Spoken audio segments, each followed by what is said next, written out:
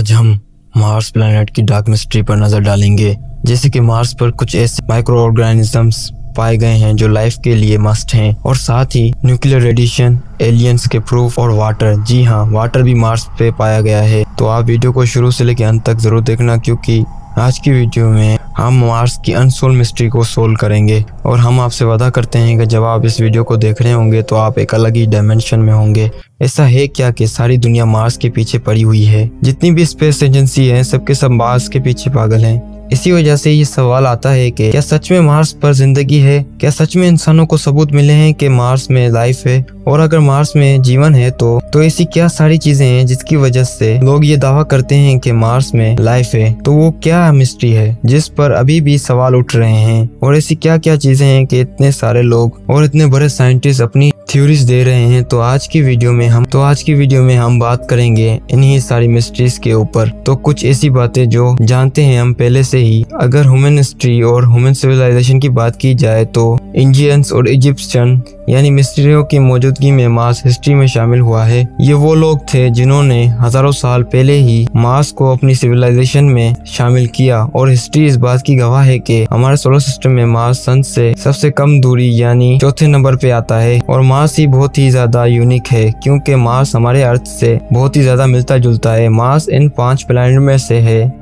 जिन्हें हम अर्थ से देख सकते हैं। तो आप ये सोचते होंगे कि एक प्लैनेट का तो पता चल गया जिसे हम अर्थ से देख सकते हैं, बाकी के 4 प्लैनेट कौन से हैं? बाकी के 4 प्लैनेट हैं मरकुरी, वीनस, सैटर्न और जुपिटर। और इसके साथ ही हम अपने मून को भी देख सकते हैं। मार्स पर एक साल अर्थ के 687 डेज के बराबर है। अर्थ पे 687 डेज मार्स का एक मुकम्मल साल है। मार्स पे जो टेम्परेचर होता है वो है -63 डिग्री सेल्सियस यानी -81 डिग्री फ़ारेनहाइट। और इतना टेम्परेचर काफी है हमें बर्फ में बनाने के लिए। खास तौर पर मार्स का सर्दियों में जो टेम्परेचर होता है वो है -125 डिग्री सेल्सियस यानी -195 डिग्री फ़ारेनहाइट। आप इस टेम्परेचर में अपनी बॉडी को कई 100 सालों तक सही सलामत रख सकते हैं। आपकी बॉडी कभी भी खराब नहीं होगी, कभी भी तबाह नहीं होगी। लेकिन मरने के बाद अगर आपको यकीन नहीं हो रहा है तो आप ट्राई कर सकते हैं। 2005 में जब यूरोपियन साइंटिस्ट की टीम मार्स पर रिसर्च कर रही थी तो इनको मार्स पे बहुत ही ज्यादा मीथेन गैस मिली।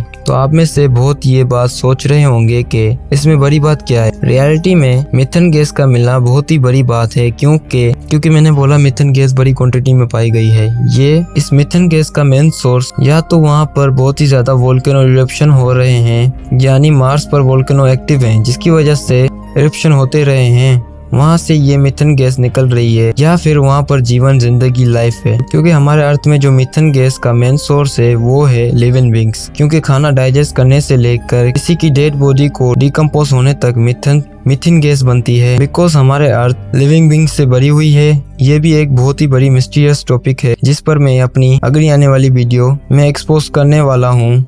लेकिन अगर मार्स की बात की जाए तो आखिर वहाँ है क्या?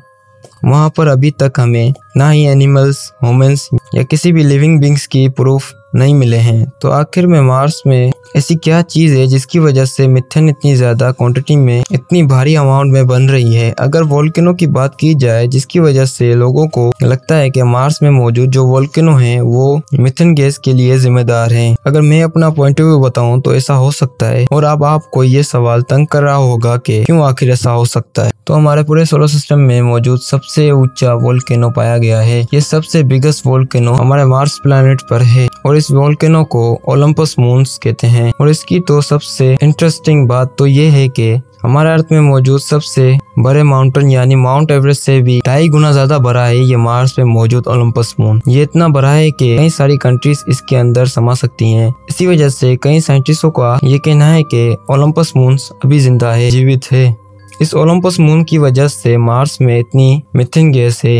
यही माउंटेन इतनी मीथेन गैस बना रहा है। मार्स पर किसी भी तरह का एनवायरनमेंट नहीं है और एनवायरनमेंट ना होने की वजह से प्रेशर भी नहीं है। और शायद इसी वजह से मार्स में मीथेन गैस महज सिर्फ 300 सालों तक रह सकती है, क्योंकि हर 300 सालों बाद मीथेन गैस स्पेस में चली जाती है। असल में मार्स की जो ये कंडीशन है ये हजारों सालों से ही ऐसी है। तो इसका मतलब है कि अभी भी मार्स में मीथेन गैस है तो वहाँ पर एक वोल्केनो से कुछ अलग, कुछ ऐसा तो है जिसकी वजह से अभी तक मार्स में मीथेन गैस बन रही है। और शायद इसके पीछे कोई डार्क मिस्ट्री है जो हम अगली वीडियो में ही सोल्व करेंगे। या फिर ऐसा भी हो सकता है कि मार्स में अभी भी जिंदगी है जिसकी वजह से मीथेन गैस बन रही है। मार्स पे जिंदगी एक बहुत ही पेचीदा मिस्ट्री बनी हुई है, क्योंकि ऐसे बहुत सारे साइंटिस्ट हैं, फिजिशियन, बायोलॉजिस्ट, फिलोसोफर, हिस्टोरियंस हैं जो मार्स पर जिंदगी, जीवन, लाइफ होने का दावा करते हैं। कुछ लोगों का यहाँ तक मानना है कि जिंदगी की शुरुआत मार्स और अर्थ में एक साथ हुई थी, और कुछों ने तो ये भी थ्योरी दी है कि हम इंसान धरती के नहीं हैं, हम मार्स से आए हैं। और इस दावे को साबित करने के लिए ऐसी थ्योरीज आई हैं, जब मार्स में तबाही आई तो ह्यूमन सिविलाइजेशन जो इस वक्त मार्स पर रह रही थी, इन ह्यूमन सिविलाइजेशन ने मार्स को छोड़कर धरती पे आ गए। सुनने में हमें ये बातें साइंस फिक्शन ही की तरह लगती हैं, पर पता नहीं इस बात में कितनी सच्चाई है, क्योंकि इस बात का अभी तक हमें कोई प्रूफ नहीं मिला है। बस इतना ही नहीं, बल्कि कुछ फिजिशियंस का यहाँ तक मानना है कि मार्स पे पहले एलियन सिविलाइजेशन रहती थी जो न्यूक्लियर वार में मारी गई। और ये थ्योरी है डॉक्टर बेरियन ब्रेक की, जो कि एक प्लाज्मा फिजिशियन है। डॉक्टर बेरियन ब्रेक के मुताबिक मार्स पर कभी दो तरह की एलियन सिविलाइजेशन रहती थी, जो थे यूरोटोपियंस और साइडोपियंस। ये दोनों सिविलाइजेशन एक ही साथ मार्स पे रहती थी, बट इन दोनों सिविलाइजेशन को किसी तीसरी बहुत ही एडवांस टेक्नोलॉजी वाली एलियन सिविलाइजेशन ने खत्म कर दिया न्यूक्लियर बम ब्लास्ट करके। और डॉक्टर बेरियन ब्रेक ने इस थ्योरी में वजन देने के लिए ये बताया कि इस स्पेस वार में दो जगह बम ब्लास्ट हुए थे, जिसकी वजह से मार्स पर जो जिंदगी, जीवन था वो खत्म हो गया। इन्होंने ये भी बताया कि मार्स की सरफेस में कुछ ऐसी चीजें पाई गई हैं जो कि न्यूक्लियर ब्लास्ट के बाद मिलती हैं, जैसे कि थ्यूलियम, यूरेनियम और जेनियम 129। ये इन्हीं जगहों में पाई जाती हैं जहाँ पर कभी ना कभी न्यूक्लियर बम ब्लास्ट हुए हों। ह्यूमन सिविलाइजेशन की बात की जाए तो इंसानों ने जहाँ जहाँ बम ब्लास्ट किया है, ये तीनों चीजें भारी अमाउंट में पाई जाती हैं। इसी आधार पे डॉक्टर बेरियन ब्रेक ने ये थ्योरी दी, बट बहुत से ऐसे साइंटिस्ट हैं जो इस थ्योरी को गलत मानते हैं, पर कुछ ऐसे भी लोग हैं जो इस थ्योरी को सही मानते हैं, जो बोलते हैं कि मार्स में ब्लास्ट तो हुए हैं, लेकिन इसके पीछे कोई एलियन नहीं है, बल्कि ये ब्लास्ट नेचुरली तरीके से हुए हैं। और जेनियम 129 कुदरती तरीके से भी पाया जाता है। अब इस बात को फोकस के साथ समझो। कुछ पहले ही इंडिया के भेजे गए सैटेलाइट ने रिकॉर्ड किया है, जिसमें ये बात साफ साफ जाहिर होती है कि हाल में ही मार्स पे एक और ब्लास्ट हुआ है। इस फुटेज में धुएं का एक बहुत बड़ा गोला नजर आ रहा था।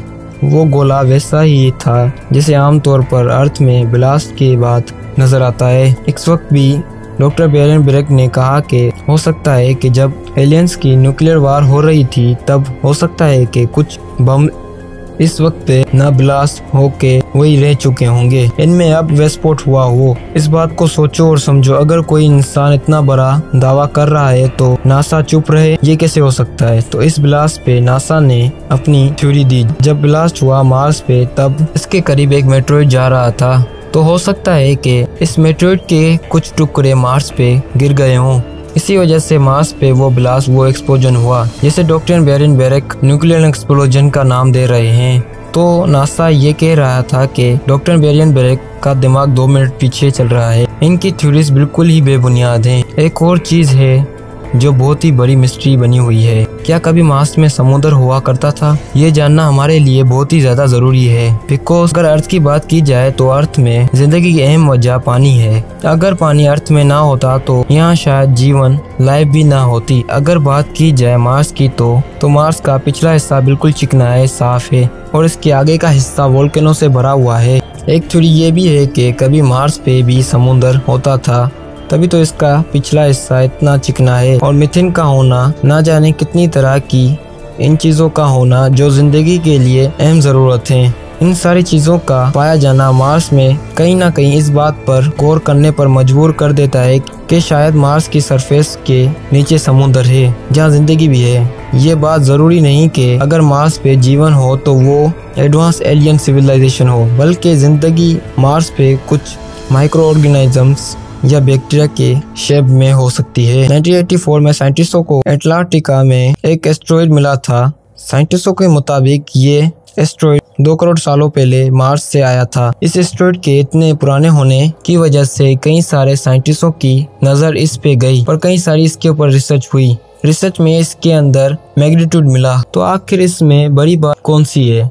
मैं फिर से बोलूँगा कि बड़ी बात है, क्योंकि अर्थ पे कुछ ही ऐसे खास तरह के बैक्टीरिया हैं जो मैग्नीट्यूड बनाते हैं। फिर क्या था, इसके बाद एक से एक प्रूफ मिलना शुरू हो गए कि जिसकी वजह से ये दावा किया जा सकता है कि मार्स में कभी ना कभी जिंदगी हुआ करती थी।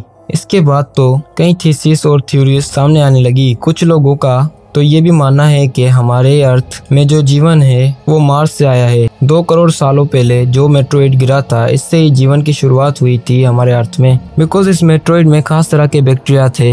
अगर ये बात सही है तो ये कहना कुछ गलत नहीं होगा कि हमारे अर्थ में जितने लिविंग बींग्स हैं, इन लिविंग बींग में से कुछ लिविंग बींग्स मार्स के हैं। और ऐसा भी हो सकता है कि इन स्पेस एजेंसियों को कुछ ऐसे प्रूफ मिल गए हों जिससे ये बात पता चलती है कि अर्थ के बाहर भी जिंदगी लाइफ है। फिर ये एजेंसी हमें ये बात क्यों नहीं बताती हैं? स्पेस एजेंसी ये सीक्रेट रखी हुई हैं कि बाहर भी लाइफ है। तो शायद इसीलिए एक ब्रिटिश हैकर गैरी मेकन ने नासा के पूरे सिस्टम को हैक कर लिया और इसी वजह से इस हैकर को 10 साल की सजा भी हुई। गैरी ने इंटरव्यू में ये बताया कि इसने नासा के सिस्टम में ऐसी फाइल देखी थी जो साफ तौर पर इस बात को बयान कर रही थी कि नासा को पहले ही ऐसे प्रूफ मिल चुके हैं कि जिससे ये बात साफ होती है कि बाहर दुनिया में भी जीवन है, लेकिन नासा खास तौर पर ये राज हमसे छुपा रहा है। और गैरी ने नासा के सिस्टम में कुछ ऐसे फोटोग्राफ देखे थे जो यूएफओ, स्पेसशिप्स और एलियन शिप के बारे में थे, और नासा ने इन मिस्टीरियस चीज़ों का एक अलग से ही डेटा बनाया हुआ था। जिस वजह से गैरी ने नासा को हैक किया था वो वजह पूरी हो गई थी। इसी हैकिंग के चलते गैरी को बहुत सारे सीक्रेट पता चल गए थे जो उसे जानने थे। इसी तरीके से जोनाथन जेम्स जो कि एक हैकर हैं, इसने नासा को फिर से हैक किया और इसको ये बात पता चली कि नासा किसी तरह के ड्रोन सिस्टम पे काम कर रहा है जो कि इकोसिस्टम और एटमॉस्फेयर में हेर फेर कर सकता है। यानी वो ड्रोन सिस्टम किसी भी माहौल के इसके टेम्परेचर में बदलाव ला सकता है। और नासा का ये टारगेट है कि जो बराक ओबामा ने ऐलान किया था कि 2013 तक नासा मार्स में ह्यूमंस कॉलोनी को बना लेगा। इसी वजह से नासा ड्रोन सिस्टम पर काम कर रहा है जो कि मार्स में किसी हद तक एटमॉस्फेयर बना सकता है जिसकी वजह से मार्स जिंदगी के रहने के लायक होगा। इसकी सबसे अजीब बात यह है कि 1 लाख लोगों ने पहले ही बुकिंग करा ली है इस एक तरफे रास्ते के लिए, मार्स पर जाके कॉलोनी आबाद करने के लिए। वीडियो कैसी लगी? अगर वीडियो अच्छी लगी तो वीडियो को लाइक करें और चैनल को सब्सक्राइब करके ऑल नोटिफिकेशन पर क्लिक कर दें, क्योंकि मेरी अगली आने वाली वीडियो इस वीडियो का पार्ट 2 है। और साथ ही इसके हम बर्मुदा ट्रायंगल की अनसॉल्व मिस्ट्री को भी सोल्व करेंगे। और आप हमको कमेंट करके भी बता सकते हैं कि आपको अगली वीडियो किस टॉपिक पे चाहिए। Thanks for watching.